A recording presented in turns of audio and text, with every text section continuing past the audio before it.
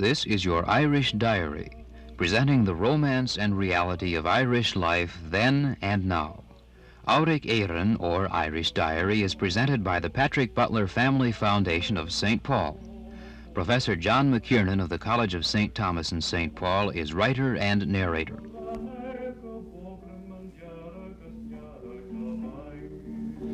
Emerson tells us that an institution is the lengthened shadow of one man. This man's shadow is a town. That's quite a compliment, isn't it, to a man, that his lengthened shadow should be a town. Now, in the process of explaining that, I'd like to draw our attention to a line or two lines from William Butler Yeats. William Butler Yeats says, "Romantic Ireland's dead and gone. It's with O'Leary in the grave." Romantic Ireland, he said, was dead and gone. What was, or what is, or what should be romantic Ireland?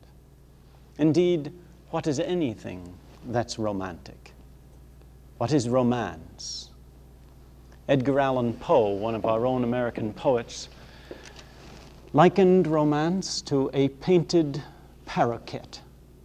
It's a bird to him, and a painted bird. The romantic poets in general have always been fond of birds. Now, what is romance, and why is it associated with birds, with things that soar, with the imagination, in other words? And what is realism? Well, we don't have time to explain these. It's not our purpose to explain these in the little while that we have together. But it is necessary for us to think of romantic Ireland, and in doing so, perhaps just to spend half a minute on romance. We think of romance as that quality which is associated with a certain vividness, maybe wildness even, of imagination. And some people, of course, associate it with the picturesque and with the quaint and with anything which is divorced from everyday life. I'm not saying that this is the best definition, but some people do associate it that way. And for those people, Ireland is a romantic country. It seems so unreal from the hustle and bustle of New York, Chicago, St. Paul, Minneapolis, Duluth, any place else. It seems so far removed. Perhaps because so many of these people themselves come only from city backgrounds, and anything bucolic or anything quiet or anything that doesn't have the roar of traffic to them is romantic. Now, what is romantic Ireland? Is it dead and gone? Well, in that sense, perhaps it is, and perhaps it's high time. I'll show you some of the symbols of romance according to some people, some of our visitors and travelers. This man, for instance, thatching a house. This is romance for some people.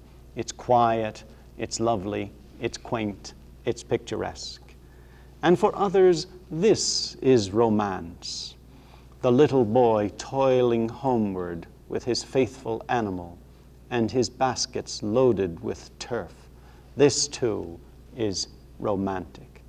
And these men launching out into the sea, the mystery of its deep. This too is romantic. It's interesting, isn't it? The symbols, the sights, the sounds that bring us close to nature, to peace and quiet. For some people, you see, this is Ireland. And even the Irish tourist literature very often emphasizes these qualities about Ireland. Come to Ireland, where people have time to talk to you, where the day passes in a rather dreamy way. We get this from the Irish tourist literature, and there's no doubt at all but that this element is everywhere to be found in Ireland. But now, if this is what is meant by romantic Ireland, then Yeats was right, because this element is being changed. And perhaps it's high time. I mean, we cannot, just because of the appeal of nature, none of us can afford to live in an artificial, hermetically sealed Stone Age environment. And I'd like to call to your attention another American poet, Walt Whitman, who found romance in another area of life. He found it, you remember, in a locomotive. And he was able to call that locomotive the pulse of the continent. Thou pulse of the continent. So perhaps we can find romance in another area of Ireland, where we can find, for instance, this giant dynamo beating its pulsating life throughout the country. This definitely is a new Ireland. Or these valves, most intricately organized, opening and closing the arteries of a new Ireland, a new commerce. Or this aseptic control room, so like perhaps a brain, the new mind of Ireland. Is this romance? And finally, the generation schemes that now dot the Irish countryside and give us pulsing electrical force through the new country. Or is it this, a rail load of logs on its way to a factory? Now we speak of romance. Which of these is the real Ireland, and which of these selections of scenes is the romantic Ireland? Or are they both romantic? What is romance? What is reality? Well, both of these selections of scenes are to be found in Ireland today, in the modern Ireland. And I'm going to talk to you today about an Irish town called Scariff. Just Scariff. Just a plain little place on the Shannon, not very distinguished in any way except by its romantic location, beautifully located just above the Shannon, above that glorious expanse of waters which is called Lough Derg. Not the Lough Derg, the penitential Lough Derg in Donegal, but the Lough Derg which spreads its waters 25 miles long and a couple of miles wide, where the Shannon just lets itself go. It's a beautiful, picturesque, romantic location with a little village overlooking it all, the village of Scariff. If we want romance in the form of closeness to nature, we have it there. But we also have, lately, modern machinery, dynamic current control panels, the roar and rumble of trucks, the incoming of rails filled with logs. We have, in other words, something that Ireland lacked a few years ago. We have what we might call a relatively heavy industry. Now, into that picturesque, scenic town entered a man. This man, Patrick McKiernan. And this is what makes all the difference in the world. A man makes all the difference in the world as far as nature is concerned. That little village that I mentioned a moment ago, the village of Scariff, at the beginning of this century, like other villages in Ireland, was slowly being drained of its manpower. The young were leaving. If they were lucky, they went to an Irish city. They might have gone to Limerick looking for employment. That would be their nearest city. They might have gone to Cork. They might have gone to Dublin. They might have gone to Belfast. But they would probably have left Scariff. Many of them would have gone to England, and others to America, to Canada and the United States. The pattern was set there. The land was being depopulated. Gradually, school enrollments were dropping. Gradually, homes were being emptied, and on the farm side, on the countryside, farms were being abandoned. That's what it was like in rural Ireland all through the opening quarter of this century. And at the end of that quarter, you remember that Ireland fought for and achieved its freedom. The immigration continued, but there was a different spirit in the air. The revolution hadn't been fought for anything, for no purpose at all. And Irish schools gradually, through their instruction of the native language, through the teaching now of Irish history, which hadn't been taught before, gradually, in other words, through the slow development of pride in one's own country, one's own town, one's own self, gradually a change, a psychological, a dramatic change took place in the country. It developed very, very slowly. The curve was probably flat for a long time before it rose sharply. In fact, the sharpest part of the uptake didn't take place until after World War II. And it's still taking place. Now, what happened then in that little town of Scariff? This man, who had been living there, who had been raising his family there, he would have probably immigrated before this. But now, he felt something new in the air. And his own native talents had an opportunity to exercise themselves in the air of freedom, which they would never have had before. He turned his hand to building, and he became one of the most successful builders in Ireland. That is not my story today. But out of this sense now of initiative, out of the sense of pride, he wanted to do something for his own town. He thought, as he looked around, if only we could hold these young men here, keep them here. And he realized that what was needed was employment. And he wondered, what sort of factory could we set up? We're a rather remote town. We're a stop on the main highway, and not even the mainest of the main highways. What can we do? And after all, to make a long story short, what came out of it was a chipboard factory, as it's called in Ireland, similar to what we would call plywood. Now, there are many reasons for deciding on a chipboard factory, and very likely we'll sketch in some of them. First of all, Ireland imports almost all her lumber needs.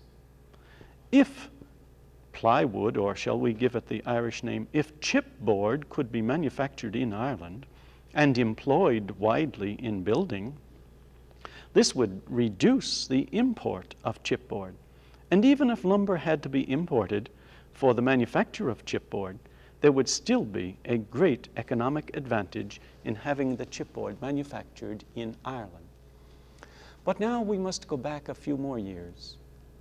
At the beginning of Ireland's freedom, at the end, in other words, of the first quarter of this century, Ireland began to reforest her countryside.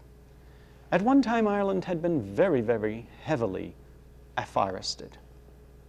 And then under alien rule and occupation, these forests were exploited and they were never replaced. So that Ireland today presents a rather unique appearance to the eye. It's practically a denuded countryside. But with her newfound freedom, Ireland turned to a vast reforestation program, which began slowly in the late and middle and late 20s, and picked up speed in the 30s and in the 40s and so on. So that Ireland now is beginning to reap a little advantage. Her major advantages in this will not come for another 10 years. But even now, she is beginning to thin out and beginning to reap what she has sown. And a chipboard factory then could also use Irish lumber. So with a combination of German and Irish capital, the factory went up. What has happened then? Well, we saw a new building go up, the product of this man's ingenuity, this man's mind. One can see it in the set of his pipe and in his eyes. I had the pleasure of talking to him. And out of his mind was spun this building. And we now have a new factory on the Irish landscape. What does it mean? Well, it means this, that now men check through the timekeeper's gate. Interestingly, by the way, that sign there is an appeal that we see widely in America. On that time clock, which he has just passed, is an appeal for blood donors. But this is a new sight all over Ireland. And as he steps up into his plant now, he is taking part in something which is different on the Irish landscape. Perhaps not quite so romantic as we might have looked for. Now, this is a new cycle, you see. The building of the factory, the trucks coming in, the loads of lumber, the sawed-off piles of short logs, which then are chipped up, there's chipboard, chipped up by machinery, the sawdust itself and the chips now bound with high adhesive glues into solid sheets of lumber, which now go forth into Irish building. And isn't this interesting? Which are now exported in great numbers to England and the continent. This came from the vision of one man. However, had not the air been right, the air of freedom, nothing would have come, and perhaps this man and his sons would have immigrated. Instead of that, this man, his sons, and the town is ever so much, they are all ever so much the better off for native freedom. Well, we saw the factory there, and the men going to work, and all that this means in economic and social motion. But what else? You can manufacture a product, but you have also to sell it. So that very enterprisingly, this particular factory called on new talents. And now you notice we have a mobile unit here, which illustrates the use of the particular product that is made. And this mobile unit travels around the countryside. And inside, it shows the applications of this particular chipboard, sometimes bonded with formica, sometimes stained and routed out in appealing shapes so that it can be used as paneling, it can be used as underlayment, it can be used in ever so many different ways. So we've got manufacturing and we've got sales, new opportunities for people in Ireland. Is that all? No.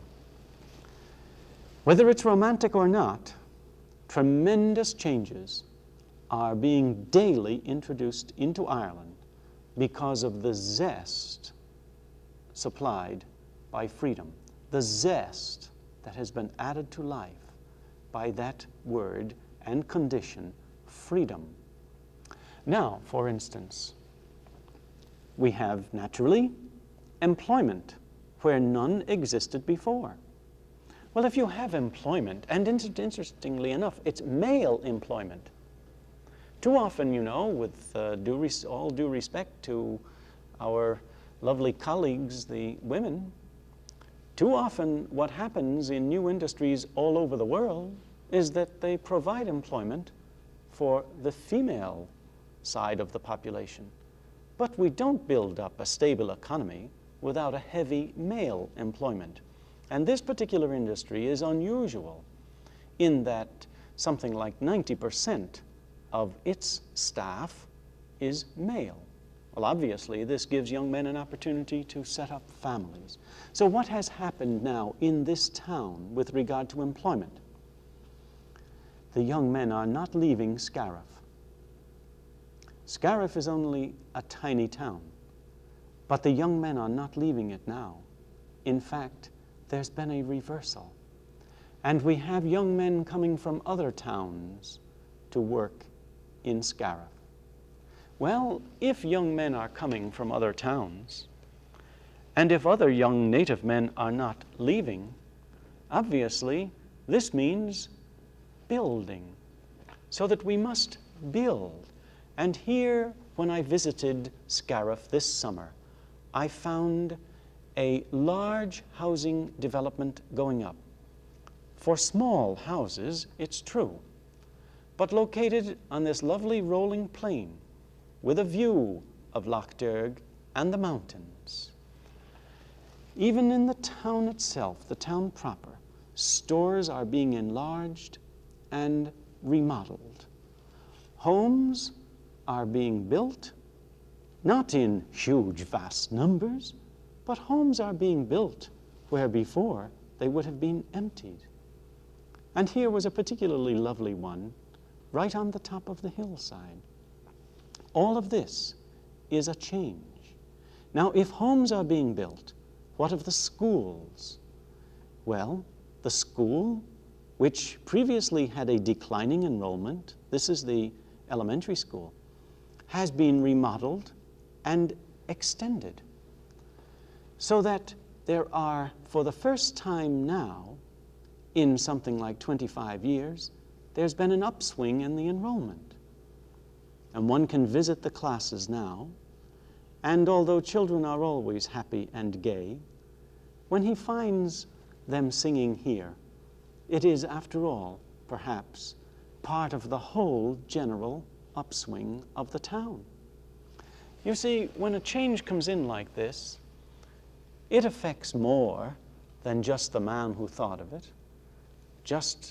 It affects more than just the people to whom he gives employment, but it stretches its roots throughout the whole town, and through all of those roots pulses a new vitality.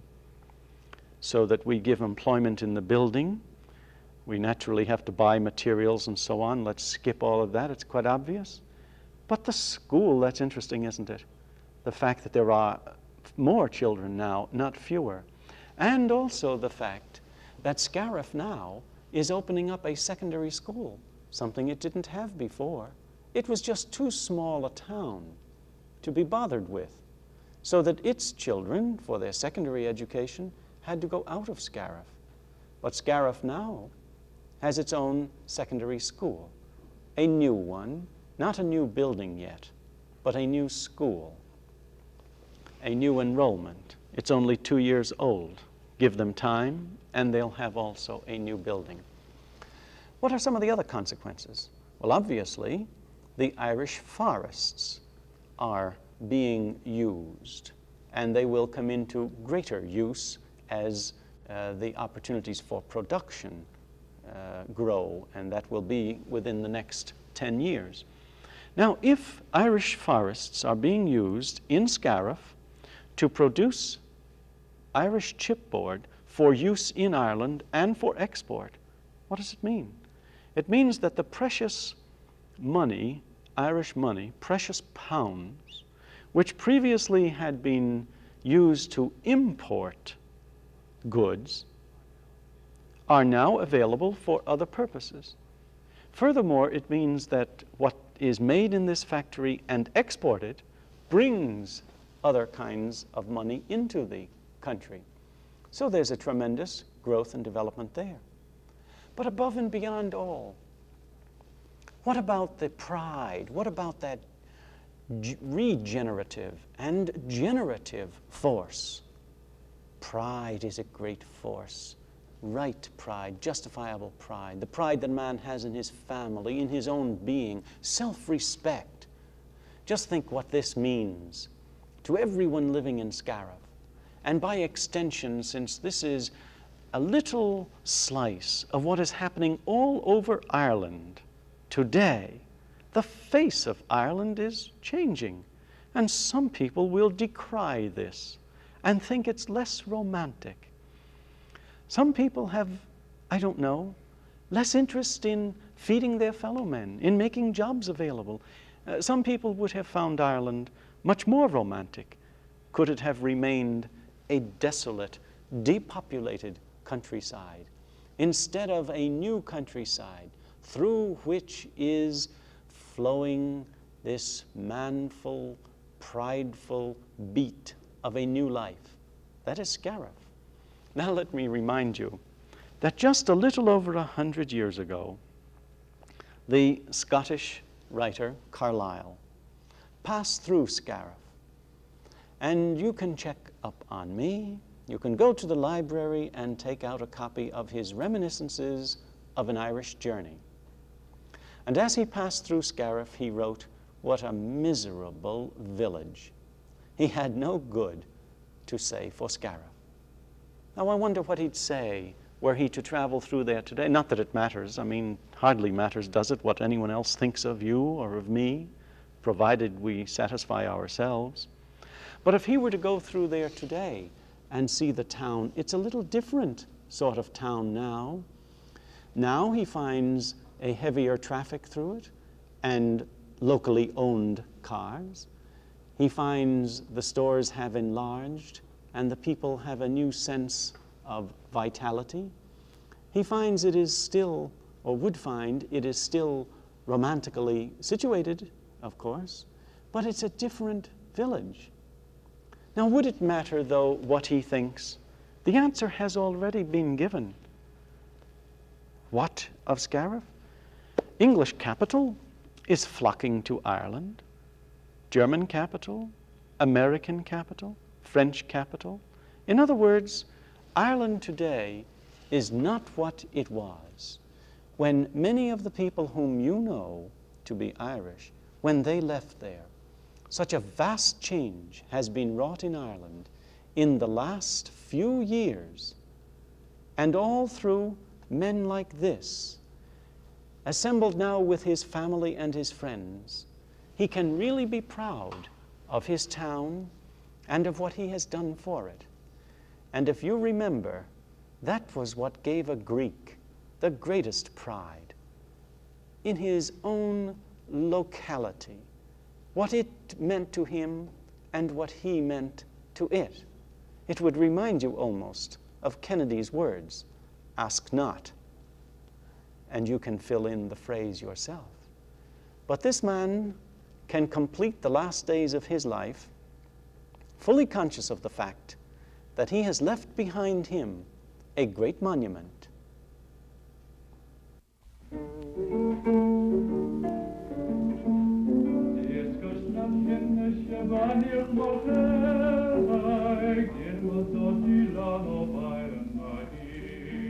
If you would like a list of selected readings to add to your enjoyment, please send a self-addressed stamped envelope to Professor John McKiernan, College of St. Thomas, St. Paul, Minnesota.